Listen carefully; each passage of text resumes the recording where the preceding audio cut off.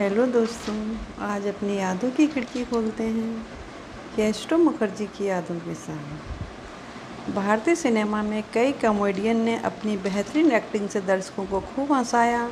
इनमें से एक कॉमेडियन केस्टो मुखर्जी भी थे, जो गुजरे ज़माने की तकरीबन हर दूसरी फिल्म में नज़र आकर दर्शकों को अपनी कॉमेडी से हंसाकर चले जाते और दर्शक उनसे अभिभूत हुए बिना नहीं रह पाते थे।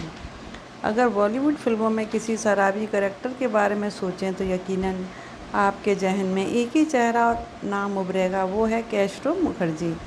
उन्होंने दर्जनों फिल्मों में शराबी के रोल इस कदर परफेक्शन के साथ निभाए कि फिल्म मेकर उनकी जगह किसी दूसरे कलाकार को फिल्म में लेने के बारे में सोचते भी नहीं थे।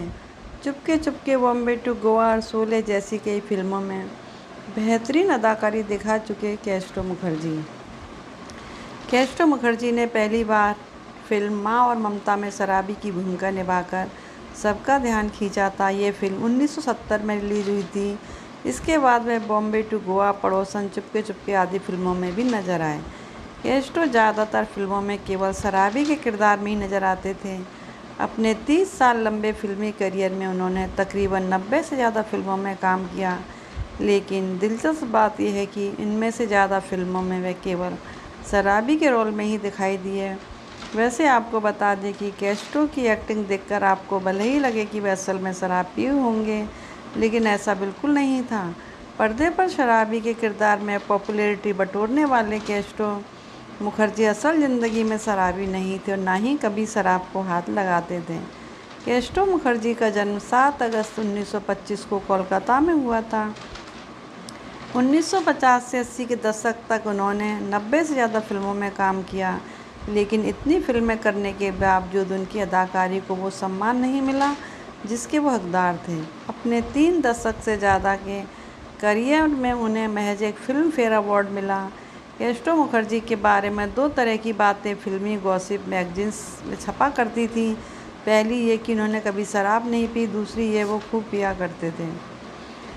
उनके बेटे का नाम बबलू मुखर्जी है। उन्होंने अपने पिता के बारे में कुछ जानकारी दी। बबलू बोले, पापा फिल्मों में तो कॉमेडी करते थे, लेकिन रियल लाइफ में वो अपनी फिल्मी इमेज से कोसों दूर थे। वो बेहद स्ट्रिक्ट थे और उन्हें देखकर मैं और मेरे भाई की तो सिट्टी पिट्टी गुम हो जाती थी। शूटिंग से वक्त निकाल कर वो जब भी घर आते थे तो हमें होमवर्क करवाते। कुकिंग का शौक़ था तो खाना भी बनाते थे।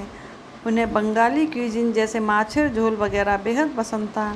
उन्होंने तो हमारी माँ को भी कुकिंग सिखाई थी। उनकी एक ख़ास बात यह थी कि वह कभी अपने काम को घर लेकर नहीं आए। वो घर में एक आम इंसान ही थे, कोई एक्टर नहीं। वो घर में फ़िल्मों की बातें नहीं करते थे। बचपन में उनकी फ़िल्मों के सेट पर भी कभी नहीं गए। यही वजह रही कि पापा के निधन के बाद हमें असली मायनों में ये पता चला कि वो इतने बड़े एक्टर थे और लोग उनकी अदायगी के कितने कायल थे। वो बेहद सादगी पसंद थे। अगर कभी काम के सिलसिले में विदेश भी जाते थे तो वहाँ से कोई चीज़ ना परिवार के लिए खरीदते थे और ना ही खुद के लिए। वो सिर्फ एक ब्रीफकेस लेकर जाते थे और वहीं लेकर वापस आ जाते थे। इस वजह से मेरी माँ को उनकी सहेलियाँ चिढ़ाती थीं कि उनके पापा कभी विदेश से कोई गिफ्ट लेकर नहीं आते।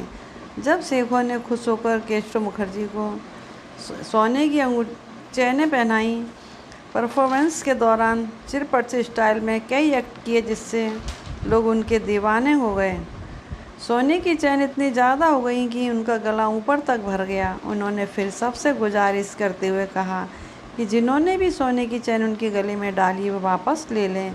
ये सुनकर साथियों ने कहा, तुम ऐसा क्यों कर रहे हो? तो वे बोले, इन्हें लेकर एयरपोर्ट पर घंटों खड़े नहीं रह सकता। मैं नहीं चाहता कि कस्टम अधिकारी मेरा लगेज चेक करे और इन सामानों की ड्यूटी चुकाते अपना समय बर्बाद करूं।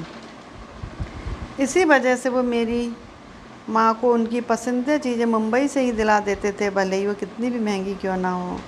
एक बार की बात है, जब आर्थिक स्थिति अच्छी नहीं थी और वे जुहू में किराए पर रहते थे और उनकी माँ टीवी देखने पसंद था, वो पड़ोसी के घर अक्सर टीवी देखने चली जाती थी। एक दिन पड़ोसी ने उन्हें घर आने से मना कर दिया।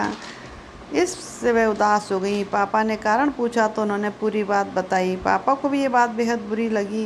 इस घटना के 1 महीने के भीतर ही उन्होंने जुहू में फ्लैट खरीदा और माँ के लिए टीवी भी ली ताकि उन्हें किसी और के घर कभी टीवी देखने न जाना पड़े। वो माँ को लेटेस्ट ट्रेंड की हर साड़ी और गहने दिलाते थे।